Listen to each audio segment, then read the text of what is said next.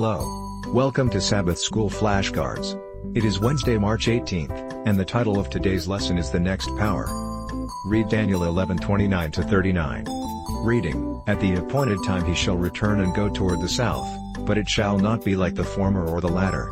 For ships from Cyprus shall come against him, therefore he shall be grieved, and return in rage against the holy covenant, and do damage.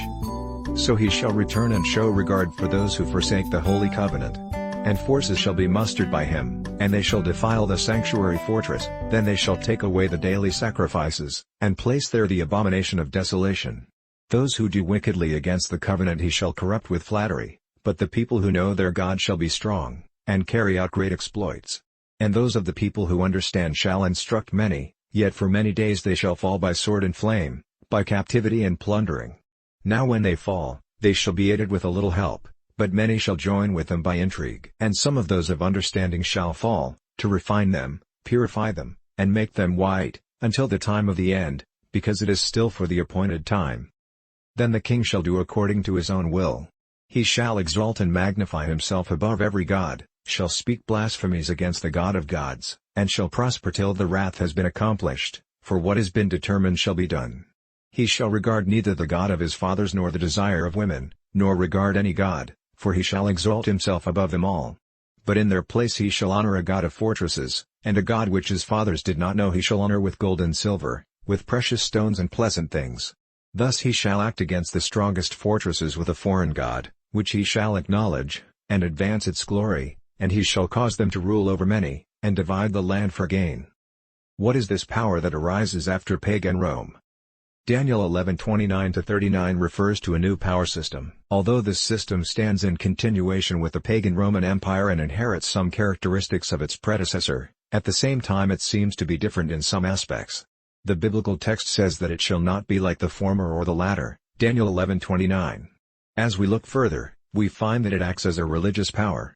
It aims its attack mainly at God and his people. Let us look at some of the actions perpetrated by this king. First, he will act in rage against the Holy Covenant, Daniel 11:30. This must be a reference to God's covenant of salvation, which this king opposes. Second, this king will produce forces that will defile the sanctuary and take away the daily sacrifices, Daniel 11:31.